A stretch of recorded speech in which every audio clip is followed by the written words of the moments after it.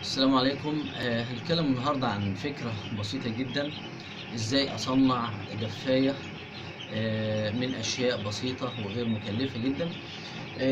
الدفاية دهيت عبارة عن قصعة بتاعة البنايين اللي بيحطوا فيها المونة بتاعتهم، مقلوبة زي ما انتم شايفين اهيت، مقلوبة.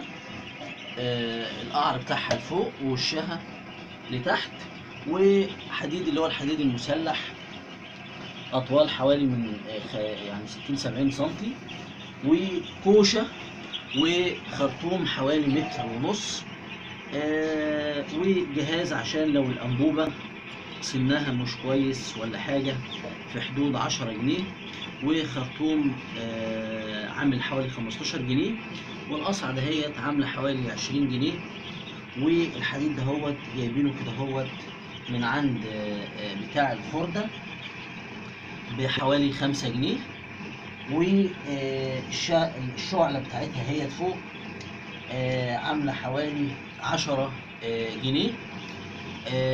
لو حسبنا الحاجات دي كلها 20 و10 30 و15 45، والكوشة يعني في حدود 55 جنيه.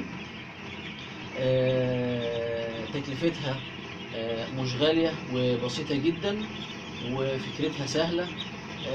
الهدف من ان احنا بنعرضها ان احنا لو عندنا اي حاجة نقدر نستفيد بيها ونصنع منها اي حاجة تخدم مشروعنا او تخدمنا في حياتنا. وشكرا لحضراتكم.